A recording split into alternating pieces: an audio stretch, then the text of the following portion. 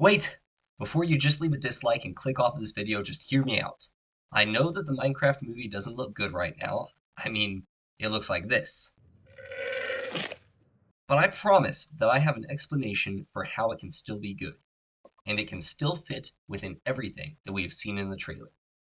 I'm going to go full Alex Bale conspiracy mode for this, so get ready.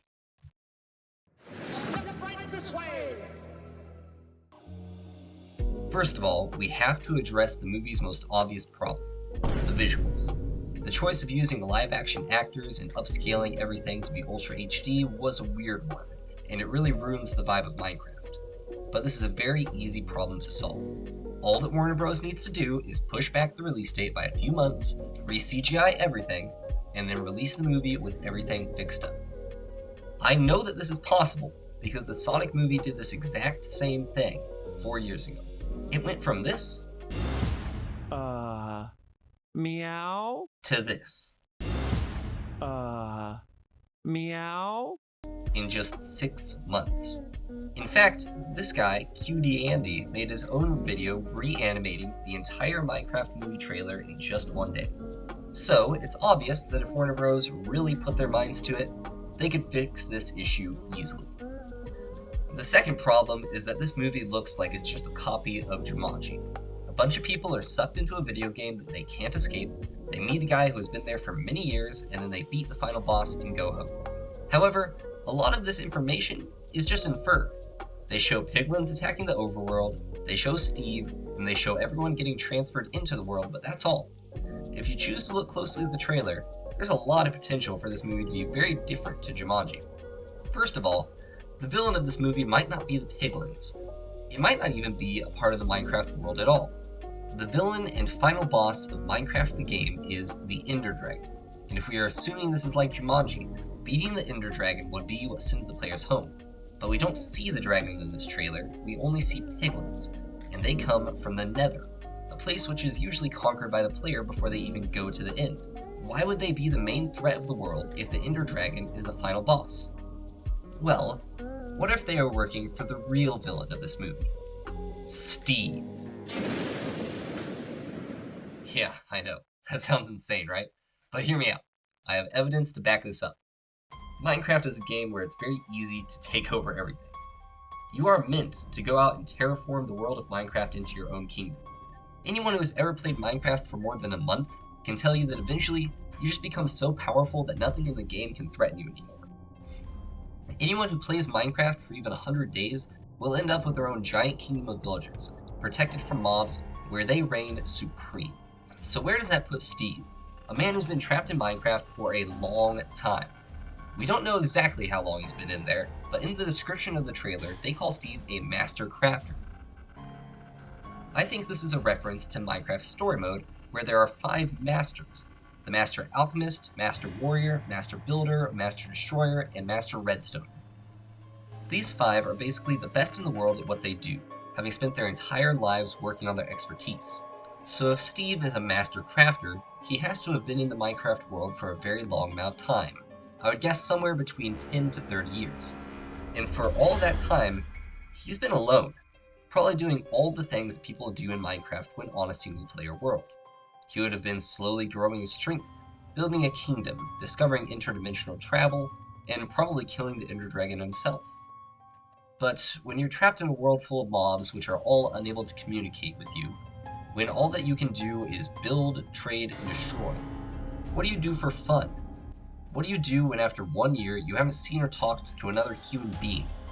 What do you do when you've already beaten the game's final boss and there is no higher point for you to strive for? What do you do when your mind starts unraveling because you have no moral connection to everything that you are surrounded by?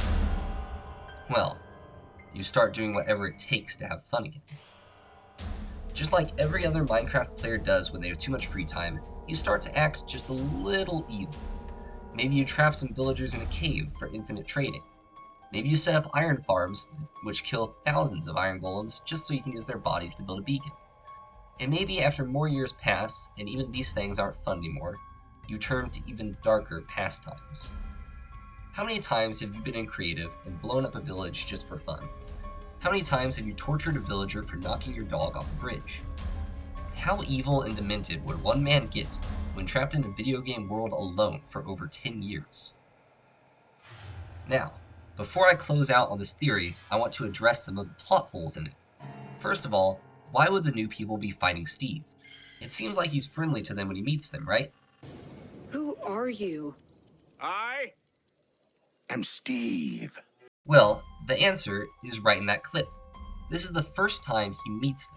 He hasn't seen people in decades, so of course he's going to be nice to them when he first meets them. There's also the fact that this girl calls him a tool for no reason in this scene. Okay. This guy is such a tool bag. He just popped up and said hi, but she's insulting him? Well, this is a trailer, and there's probably some context missing because of how the scene is cut. Maybe he said something else after introducing himself that made him seem suspicious. It would make sense if he came off weird, especially because he hasn't seen people for so long. This could lead to conflict later in the movie. Maybe the other people don't like him.